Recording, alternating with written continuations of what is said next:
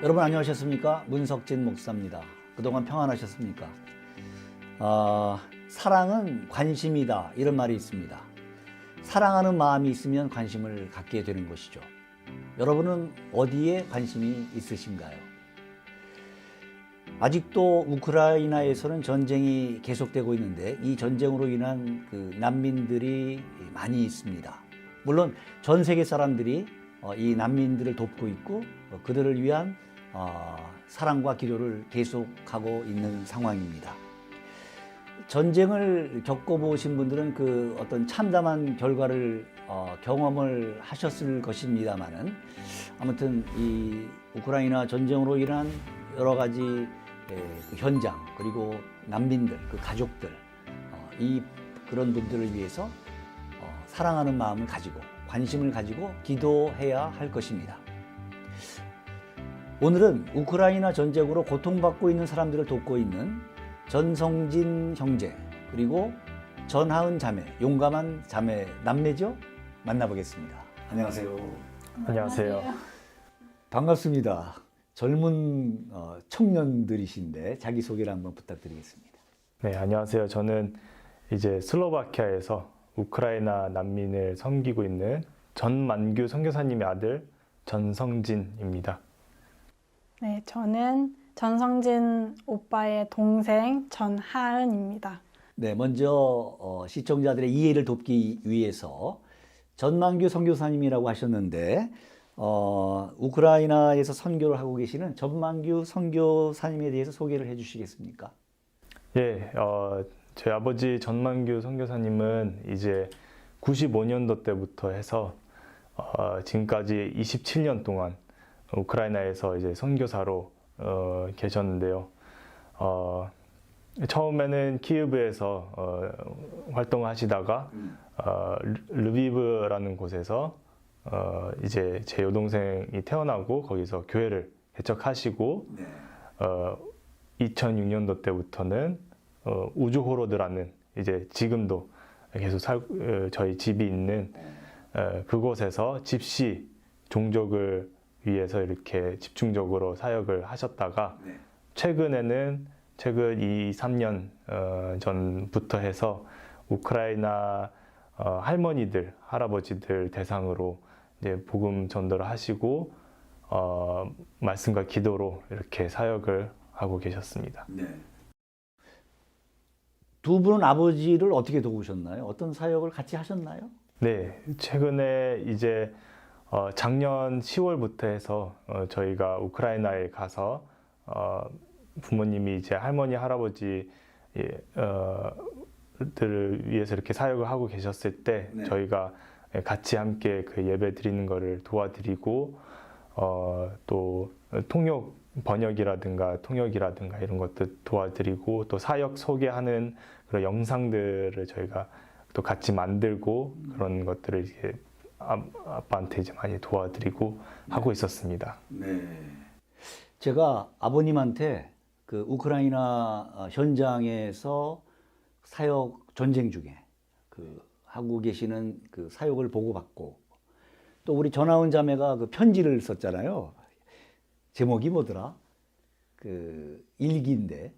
네, 제목은 따로 없이 그냥 일기 형태로 제가 보내드렸던 것 같아요. 네, 그걸 보니까 엄마는 주방에서 요리 담당, 쉽게 말하면. 그 다음에 우리 전하은 자매는 행정 홍보 담당. 그 다음에 우리 아들 전성진 형제는 몸으로 일하는, 정말 전반적으로. 아버지는 총괄 지휘자. 네. 온 가족이 선교사예요. 네. 어떻게 사역하셨어요? 예, 전쟁 이후에 이제 많은 우크라이나 난민들이 이제 슬로바키아로 넘어오기 시작했어요. 그래서 피난을 간 거죠. 네, 피난을 나왔었죠. 그래서 저희도 가족과 함께 슬로바키아로 나가서 이제 우크라이나 난민들을 위해서 섬기고 또 많은 물품들을 구매를 해서 우크라이나로 전달을 하는 그런 사역을 현재 진행 중에 있습니다. 그러니까 한국과 전 세계에서 도착한 물품들이 있더라고요. 트럭으로 큰 대형 트럭에 도착하면은 슬로바키아에. 네네. 그래서 그거를 내려서 분배하고 네. 우크라이나로 보내고 우크라이나 어느 지역으로 보내는 거예요? 우크라이나에 있는 우주호로드 우주고르드라고 하는 지역으로 보내는 거예요. 네. 거기가 교회 섬기던 교회 지역이었죠. 네, 맞습니다. 그다음에- 저희가 거기서 예. 살고 또 있었습니다. 폴란드 어디로 보내고 뭐 이렇게 예. 다 이렇게 보내는 사역을 했는데 야 힘들었겠어요. 저희 가족 4명이서 이제 역할을 다 분배받아서 예, 그렇게 하고 있었습니다. 우리 전하훈 선교사는 사진을 주로 찍었나요? 그 글하고 사진 담당인 것 같은데. 어떻게 보면 한 사람이 멀티플레이를 많이 하긴 했었는데 네. 예, 그 중에서 이제 저는 선교 편지를 담당을 해서 부모님이 시간이 없으셔가지고 제가 편지를 담당해서 이제 작성을 하고 그때 무슨 일이 생기면은 바로바로 핸드폰에 작성을 해서 잊어버리지 않도록 네. 왜냐하면 많은 교회가 기도를 해주시고 계시기 때문이고 또 후원을 해주시기 때문에 이것이 정말 중요하다고 생각이 들어서 그 담당을 했습니다. 네. 그 선교 편지가 많은 사람들을 울렸어요. 네. 우리는 네. 이렇게 평화롭게 살고 있는데 이 우크라이나에서는 이렇게 사람들이 죽어가고 있고 울고 있고 그 잠자고 있는 모습을 보니까 야 정말 비참하다 이런 그 생각을 했어요. 예, 사실 그 편지에 있는 것보다 사실은 훨씬 더 많은 일이 있지만 제가 이제 할 수 있는 만큼 작성했지만 사실은 그보다도 더 사실 우크라이나 안에 들어가면은 더더욱 비참한 일들이 많이 소식을 들었고요. 네. 지금도 계속해서 그런 소식들이 들려오고 있습니다. 전성진 선교사님이 그 만든 이 뭐 포스터라고 할까요? 네. 그 Prayer the Strongest Weapon이라고 하는 제목으로 이렇게 그림을 직접 그리신 건가요? 네, 네, 제가 직접 그렸습니다. 기도는 가장 강력한 무기다. 예, 맞습니다. 이거 어떻게 이런 그림을 그리게 되셨죠? 예, 한참 우크라이나에 이제 전쟁이 시작됐었을 때 우크라이나 제가 아는 교회에서 이 문구를 가지고 이렇게 인터넷에 올렸더라고요. 그 문구를 보고 기도가 가장 강한 무기다 라는 문구를 보고 제가 이제 그림이 딱 하나 떠올라서 그렸습니다. 이제 그 그림 보시면 이제 우크라이나 땅에 우크라이나 분들이 무릎을 꿇고 있는 네. 모습을 보이는데 그러네요. 이게 실제로 전쟁이 일어났을 때 뉴스에서 나온 사진이에요. 사람들이 밖에 나가서 무릎 꿇고 기도를 했던 장면입니다. 그거를 제가 따라 그렸고요. 옆에 보시면은 조그만한 러시아의 탱크가 있는데 아 그러네요. 예, 그만큼 이 러시아에서 나온 그런 무기보다 가장 강한 무기는 우크라이나에 오. 있는 그 기도. 탱크와 기도를 비교한 네. 그림이네요. 네, 그렇습니다. 탱크는 작아 보이고 예, 기도하는 사람은 크게 보이는데 예, 그렇습니다. 더 크다. 그만큼 이제 기도의 힘이 크다. 있다는 것이죠.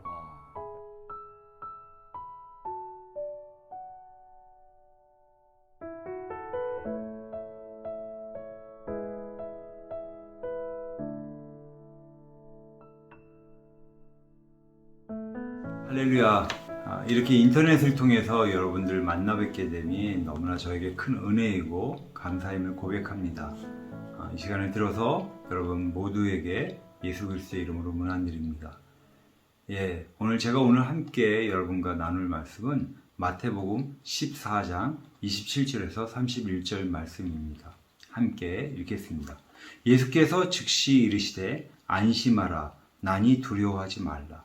베드로가 대답하여 이르되 주여 만일 주님이시거든 나를 명하사 물 위로 오라 하소서 하니 오라 하시니 베드로가 배에서 내려 물 위로 걸어서 예수께로 가되 바람을 보고 무서워 빠져가는지라 소리질러 이르되 주여 나를 구원하소서 하니 예수께서 즉시 손을 내밀어 그를 붙드시며 이르시되 믿음이 작은 자여 왜 의심하였느냐 하시고 아멘. 예, 오늘은 우크라이나가 144일째 전쟁이 터진 이후로 144일째 되는 날입니다. 그리고 21번째 맞이하는 주일입니다. 이 사실만 보면 너무나도 슬픈 이야기처럼 들립니다. 그러나 이 사실보다 더욱 현실은 우리 하나님께서 우크라이나와 함께 계시고 또 온 열방에 있는 교회들로 우크라이나를 위해서 기도하게 하셨으며 또 하나님의 은혜와 긍휼의 손길을 멈추지 않고 있다는 사실입니다. 오늘 말씀을 보면 14장 1절부터 이렇게 보게 되면 예수님이 곳곳에서 사역하시면서 소문이 자자하게 퍼지기 시작합니다. 그때 헤롯은 이렇게 얘기를 합니다. 죽었던 침례 요한이 살아나온 게 아닌가 하고서 이 이야기는 시작됩니다. 헤롯이 빌립의 아내를 얻기 위해서 빌립을 죽이게 되죠. 그 죄를 지적하고 그 일에 대해서 너무 불편해서 침례 요한을 감옥에 가두게 됩니다. 그 일로 인해서 헤로디아에 의해서 침례 요한의 목이 잘라지게 되고 침례 요한은 죽게 됩니다. 침례 요한의 제자들이 침례 요한을 장사 지낸 이후에 예수님께로 와서 그 일들을 보고하게 되죠. 예수님과 침례 요한은 어떤 사이였습니까? 친족과 같은 그런 사이였습니다. 그리고 침례 요한은 예수님의 주의 길을 예비하는 자로 하나님의 부르심을 받은 자였습니다. 그렇다면 이 침례 요한의 죽음의 소식을 들으셨던 우리 예수님은 과연 마음이 편하셨을까요? 결코 그렇지 않았을 것입니다. 그때 예수님은 그 소식을 들은 이후에 홀로 빈들로 나가셨다고 합니다. 홀로 나가시는 그 예수님, 왜 나가셨을까요? 우리는 너무나 잘 알고 있죠. 주님과 깊이 만나서 주님께 기도하는, 아버지 하나님께 기도하는 그 자리로 나가셨던 것입니다. 그런데 그 예수님 홀로 가시는 모습을 제자들이 함께 따라갔고 그 모습을 보았던 많은 사람들, 이미 소식들이 자자했죠. 예수님이 기적을 일으키시고 죽은 자를 살리시고 앉은 병인을 걷게 하시고 이 소문들이 자제했기에 사람들도 그 예수님을 쫓아나갔던 모양입니다. 빈들까지 나가는 그 걸음까지 수많은 인파들이 따라갔는데 남자만 5,000명 정도가 되었다고 성경은 기록합니다. 근데 예수님께서 그들을 보시고 불쌍히 여기셔서 그들을 고치시고 또 그들에게 그래서 물고기 2마리와 떡 5개로 남자만 5,000명, 어린이와 또 여자들, 어마어마한 숫자들 그날 저녁 초대를 하셨던 것입니다. 그러면 고치시고 먹이시고 하셨으니 그만한 분을 어디서 또 만날 수 있겠습니까? 그렇지 않아도 헤롯에 대한 마음의 불편함을 갖고 있었던 그런 사람들 아니었겠습니까?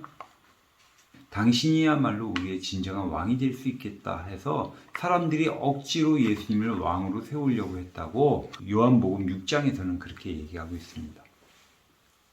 그때 그런 어마어마한 인기가 막 일어나고 있을 때 그때 제자들의 마음은 어떻겠습니까? 마치 가슴에 풍선이 많이 불어오는 것처럼 막 기뻐서 야 우리가 정말 뭔가 되는구나. 예수님이 왕이 되면 우리는 뭐가 될까? 온갖 생각들이 잠기지 않았을까 싶습니다. 예수님은 서둘러서 제자들을 바닷가 건너편으로 가게 하시고 또 예수님은 그 어마어마한 그 인기를 뒤로 한 채 산으로 홀로 가셨다고 성경은 기록하고 있습니다. 산으로 가셔서 또 아버지 하나님과 깊이 만나셨던 거죠. 예수님께 있어서 이 2가지 사건을 볼 때 첫 번째 슬픔과 고통과 고난과 같은 정말 아픔 있는 그 현실보다도 더욱 현실은 아버지 하나님과 깊은 교제 가운데 들어가는 것이 더욱 실제였던 것이죠. 두 번째는 예수님께 있어서 그 어마어마한 인기, 대단한 능력을 행하시는 그 일보다도 더욱 중요했던 것은 아버지 하나님과 만나는 일이었음을 우리는 볼 수 있습니다. 이 2가지 사건 이후에 또 한 가지 사건이 우리 앞에 놓여져 있습니다. 오늘 우리가 함께 나눴던 말씀이죠. 제자들은 오후 시간에 빵을 나눠주고 얼마나 피곤했겠습니까? 수많은 사람들에게 12명의 제자가 빵을 나눠준다고 생각해 보십시오. 그 100명씩, 50명씩, 100명씩 앉았다 할지라도 그 많은 사람들을 빵 나눠주고 정말 피곤한 몸으로 또 노를 저어서 바다 한복판으로 갔는데 새벽 3시쯤, 성경은 사경이라고 얘기합니다. 새벽 3시쯤 돼갖고 폭풍이 불고 물결이 일고 배가 흔들거리고 몸은 피곤하지 밤새도록 노는 저었지 거기다가 폭풍까지 일어서 정말 생명이 위태로운 상황까지 이르렀다는 것입니다. 이런 순간에 파도는 넘실거리고 배가 보일락 말락 하는 그 순간에 역으로 본다면 예수님이 그 순간에 걸어서 오셨다는 것인데 걸어오실 때 배에서 보였던 예수님의 모습은 마치 유령과 같았다 성경은 기록하고 있습니다. 보였다 말았다 했으니 그 파도의 높이가 얼마나 컸겠습니까? 근데 그때 모두가 다 예수님인가 선생님인가 주님이신가 아니면 유령인가 하고 의심하고 있을 때 그때 예수님께서 말씀하시죠. 내니 두려워 말라.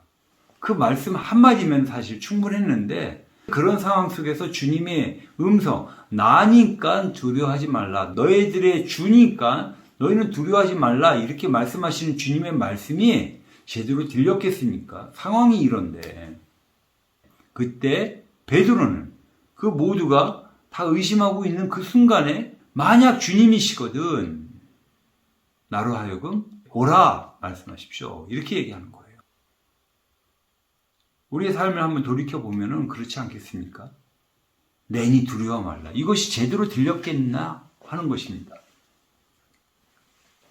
현실을 직시하라 이런 얘기가 더 들리지 않겠습니까?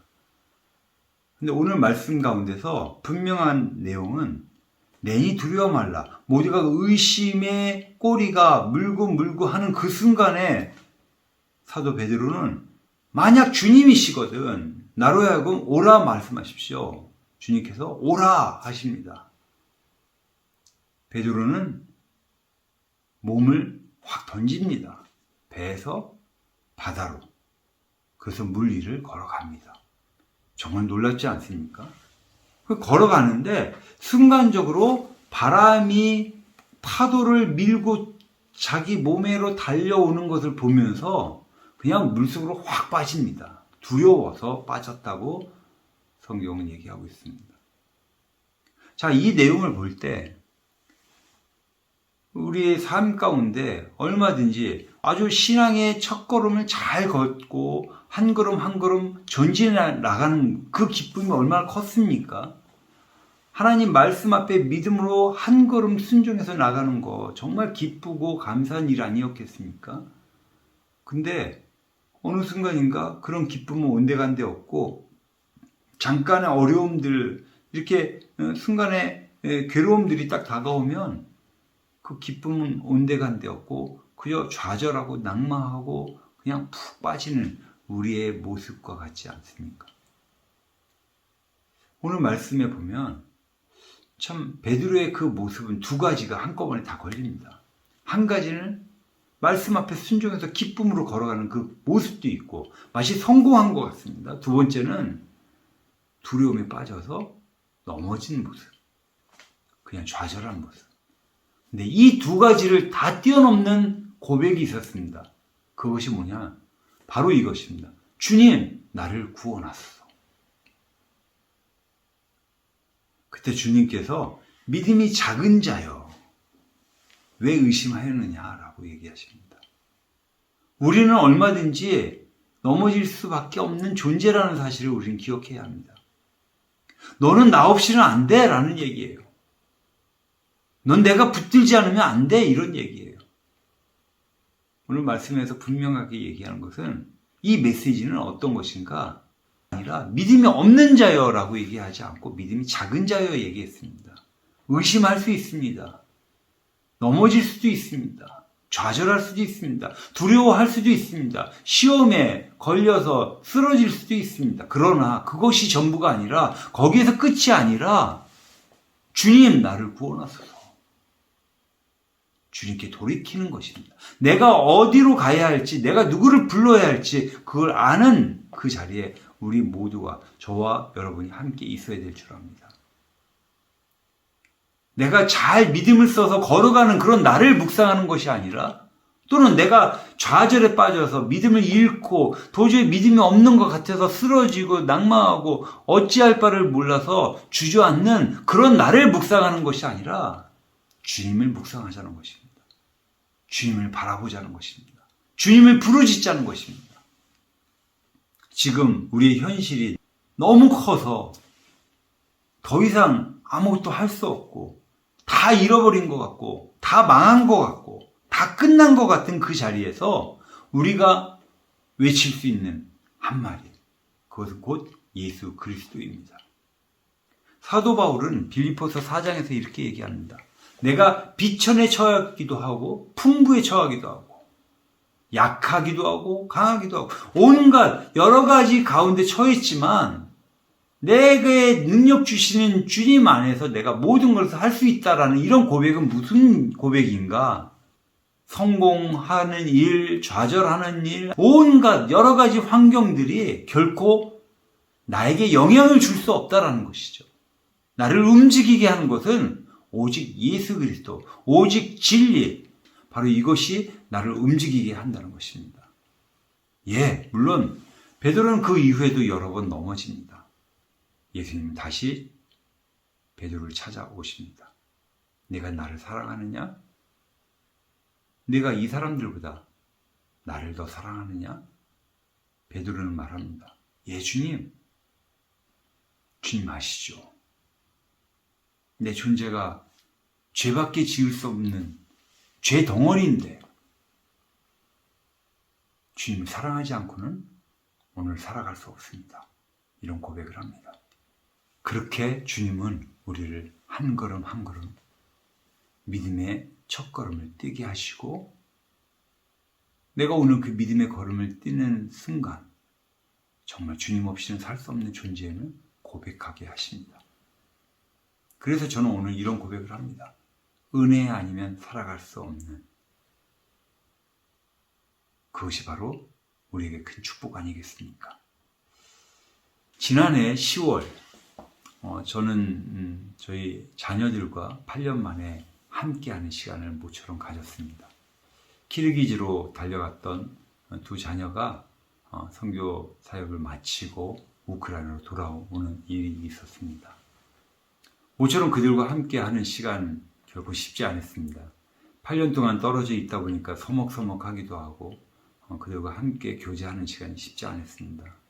그래서 작년 10월에 우리 여행 떠나자 하고 2월 달에 여행 갈 것을 계획하고 준비하고 있었습니다. 2월 말에 비행기표를 끊고 이렇게 기다리고 있는데 2월 16일 날 빨리 떠나라는 그런 소식을 듣게 됐고 그래서 부랴부랴 비행기표를 바꾸어서 2월 16일 날 터키로 떠나게 되었습니다. 터키에서 한 3주 정도 있는데 도저히 거기에서 더 이상 머물 수 없어서 저희는 그곳을 뒤로 한 채 슬로바키아로 달려올 수밖에 없었습니다. 전쟁의 상황이 더욱 급박하게 몰고 갔기 때문입니다. 막상 이곳 슬로바키아로 왔을 때 무엇을 해야 할지 아무것도 몰랐습니다. 정광선 목사님께서 연락이 오셔서 창고를 찾아봐라 이런 말씀을 해주셨어요. 제가 슬로바키아 아무 연고자도 없고 창고는 어떻게 해서 찾지? 정말 막막했습니다. 저희가 할 수 있는 것은 그저 주님 앞에 우리 네 가족이 기도하는 것 외에는 할 수 있는 게 아무것도 없더라고요. 그래서 기도하다가 한 가지 딱 떠오르는 게 호텔 주인한테 우리 창고를 찾는데 도와줄 수 있겠냐 이렇게 요청을 했습니다. 저희가 미하일롭시 우즈고로드에서 한 30km 떨어진 미하일롭시 지역에 와서 그 호텔 주인을 통해서 창고 한 곳을 찾게 되었습니다. 그곳에서 그곳에 있는 분들과 만나고 교제하고 나중에 알게 된 이야기는 그 창고 주인이 주일학교 교사 선생님이었다는 것입니다. 그리고 저희가 출석하는 교회의 성도였다는 것이죠. 저희는 정말 매 순간마다 깜짝 놀라지 않을 수 없었습니다. 여기 교회를 만난 것도 그리고 창고를 얻은 것도 그리고 저희가 지금 살고 있는 이 숙소도 그리고 주변에 있는 각 도시의 시장을 만나고 또 많은 난민들을 만나고 그리고 저희가 어떤 사역을 어떻게 해야 할지 아무것도 모르는 가운데 달려왔는데 주님께서는 우리로 하여금 아주 다양한 사역을 하게끔 저희를 이끌어 주시고 불러주셨다는 것입니다. 창고지기를 하게 하시고 난민들을 이동하게 하는데 국경에서 다른 지역으로 이동하는 그런 사역도 하게 하시고, 이곳으로 달려오는 수많은 난민들을 또 섬기는, 또 음식을 제공하고, 또 우크라이나로 필요한 물건들, 약품들과 또 발전기들, 온갖 내용들을 준비해서 우크라이나로 보내는 그런 일들을, 허브 역할을 하는 그런 자리로 주님께서 저희를 불러주셨습니다. 그리고 여기에 정말 우리의 어떤 노력이 아닌 주님께서 친히 교회를 세우시고 99% 믿지 않는 사람들을 향해서 복음을 선포하게 하시는 놀라운 은혜를 허락해 주셨습니다. 예, 물론 순간순간 가슴 아프고 눈물을 흘릴 때가 얼마나 많이 있었는지 모릅니다. 일을 해야 되는데 일이 잘 안 되고, 또 90일 이상을 있으면 안 되기 때문에 결국 떠나야 하는 그런 상황 속에서 이거 어떻게 해야 되나 주님께 간절히 기도할 수밖에 없는 그런 상황들이 매번 있었습니다. 감사하게도 주님께서는 저희로 하여금 슬로바키아에 머물 수 있도록 이 모든 법적인 조치를 취해 주셨습니다. 현지 교회와 협력하게 하시고 현지 교회와 어깨를 나란히 해서 우크라이나를 섬기게 하셨습니다. 정말 은혜가 아니고서는 설명될 수 없는 모든 순간이 저희 안에 있었습니다. 정말 이 전쟁 언제 끝나야 할지 막연하기만 하고, 그런 상황 속에서 우리 주님은 저에게 이런 내용을 말씀해 주셨습니다. 주님께로 돌아가라. 십자가로 돌아가라. 주여 나를 구원하소서. 우리가 돌아가야 할 자리, 바로 그 자리입니다. 오직 예수 그리스도 그분만을 바라보는 자리, 그분과 함께하는 자리, 바로 십자가로 돌아가는 것입니다. 바로 복음으로 돌아가는 것입니다. 시간과 재정과 또 지금까지 쌓아왔던 모든 것들을 다 잃어버린 것 같은데, 사실은 우리는 잃은 것이 아무것도 없습니다. 왜냐하면 예수 그리스도 그분이면 충분하기 때문입니다. 예수님이 내 안에 계신데 무엇을 더 잃을 수 있겠습니까? 시카고 대화자 때 무디 목사님의 그 교회와 신학교와 또 모든 것을 다 잃었던 그런 일이 있었다고 합니다. 그때 한 기자가 무디 목사님께 이런 질문을 했다고 합니다. 목사님, 다 잃으셨네요. 이렇게 물어보니까 무디 목사님이 이런 말씀을 하셨다고 합니다. 난 잃은 거 하나도 없습니다. 내 안에 예수 그리스도가 전부이기 때문에 나는 잃은 게 하나도 없습니다. 이렇게 고백하셨다고 합니다. 예, 그렇습니다. 나의 연약함을 묵상하는 것이 아니라 내 안에 계신 예수 그리스도, 그 예수 그리스도를 묵상하는 자리에서는 우리는 잃은 것이 아무것도 없습니다. 잠시 넘어질 수 있겠죠. 잠시 실망할 수 있겠죠. 잠시 좌절할 수 있겠죠. 그러나 그때 다시 주님께로 돌이켜서 주님의 이름을 부르짖고 주님을 찾고 찾으면 주님의 구원의 손길이 나를 붙들고 나를 놓지 않으실 줄 믿습니다.